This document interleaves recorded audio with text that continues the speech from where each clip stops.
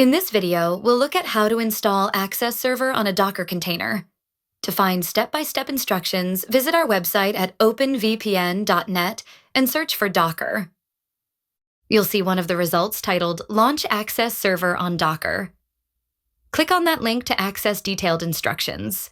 The first part involves checking the prerequisites, making sure the Docker engine is installed, that you have a public IP address or a domain name pointing to that public IP address, and so on. Another way is to access the Access Server portal, then choose Get Access Server, and then choose Docker. Next, we'll add the Access Server image to our system. I'll copy this command and paste it into the terminal.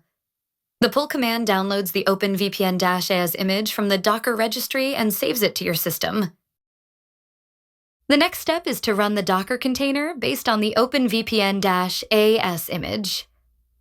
This part provides access to the TON device for VPN traffic.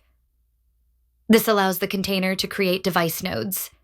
And this part grants the container the necessary network administration capabilities. The next part opens up the necessary ports: 943 for the admin web UI, 443 for TCP, and 1194 for UDP. Next line is location for storing the Access Server configuration files. Replace with your preferred file path. For this demo, I just use root directory.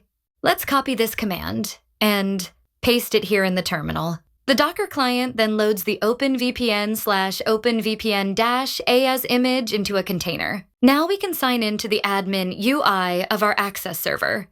The address will be https://